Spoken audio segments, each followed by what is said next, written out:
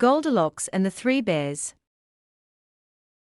There was once a little girl, whose hair was so bright and yellow that it glittered in the sun like spun gold.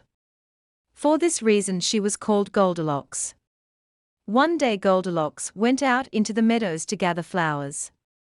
She wandered on, and after a while she came to a forest, where she had never been before. She went on into the forest, and it was very cool and shady. Presently she came to a little house, standing all alone in the forest, and as she was tired and thirsty she knocked at the door. She hoped the good people inside would give her a drink, and let her rest a little while. Now, though Goldilocks did not know it, this house belonged to three bears. There was a great big father bear, and a middling-sized mother bear, and a dear little baby bear, no bigger than Goldilocks herself. But the three bears had gone out to take a walk in the forest while their supper was cooling, so when Goldilocks knocked at the door no one answered her. She waited a while and then she knocked again, and as still nobody answered her she pushed the door open and stepped inside. There in a row stood three chairs. One was a great big chair, and it belonged to the father bear.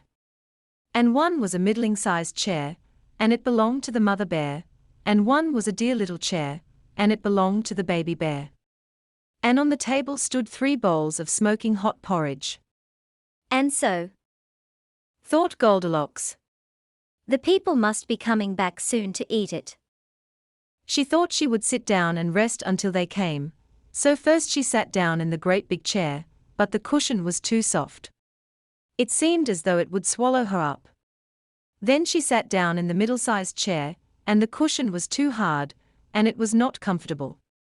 Then she sat down in the dear little chair, and it was just right, and fitted her as though it had been made for her.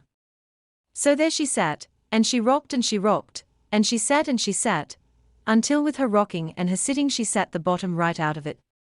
And still nobody had come, and there stood the bowls of porridge on the table. They can't be very hungry people, Thought Goldilocks to herself. or they would come home to eat their suppers. And she went over to the table just to see whether the bowls were full. The first bowl was a great big bowl with a great big wooden spoon in it, and that was the father bear's bowl. The second bowl was a middle-sized bowl, with a middle-sized wooden spoon in it, and that was the mother bear's bowl. And the third bowl was a dear little bowl, with a dear little silver spoon in it, and that was the baby bear's bowl. The porridge that was in the bowl smelled so very good that Goldilocks thought she would just taste it. She took up the great big spoon, and tasted the porridge in the great big bowl, but it was too hot. Then she took up the middle-sized spoon, and tasted the porridge in the middle-sized bowl, and it was too cold. Then she took up the little silver spoon and tasted the porridge in the dear little bowl, and it was just right, and it tasted so good that she tasted and tasted, and tasted and tasted until she tasted it all up. After that she felt very sleepy, so she went upstairs and looked about her, and there were 3 beds all in a row. The first bed was the great big bed that belonged to the father bear. And the second bed was a middling-sized bed that belonged to the mother bear, and the third bed was a dear little bed that belonged to the dear little baby bear. Goldilocks lay down on the great big bed to try it, but the pillow was too high, and she wasn't comfortable at all. Then she lay down on the middle-sized bed, and the pillow was too low, and that wasn't comfortable either. Then she lay down on the little baby bear's bed, and it was exactly right, and so very comfortable that she lay there until she went fast asleep. Now while Goldilocks was still asleep in the little bed the 3 bears came home again, and as soon as they stepped inside the door, and looked about them they knew that somebody had been there. Somebody's been sitting in my chair, Growled the father bear in his great big voice. and left the cushion crooked. And somebody's been sitting in my chair, Said the mother bear. and left it standing crooked. And somebody's been sitting in my chair, Squeaked the baby bear in his shrill little voice. and they've sat and sat till they've sat the bottom out. And he felt very sad about it. Then the 3 bears went over to the table to get their porridge. What's this? Growled the father bear in his great big voice. Somebody's been tasting my porridge, and left the spoon on the table. And somebody's been taking my porridge. said the mother bear in her middle-sized voice. And they've splashed it over the side.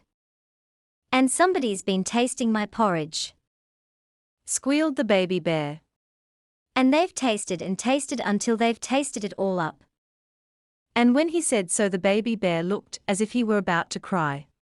If somebody's been here, they must be here still, said the mother bear, so the three bears went upstairs to look.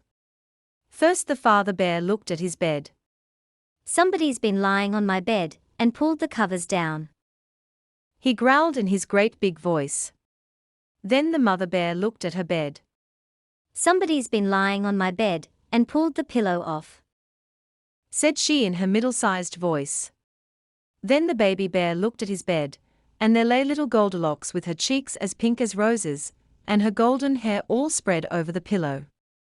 Somebody's been lying in my bed, squeaked the baby bear joyfully. and here she is still.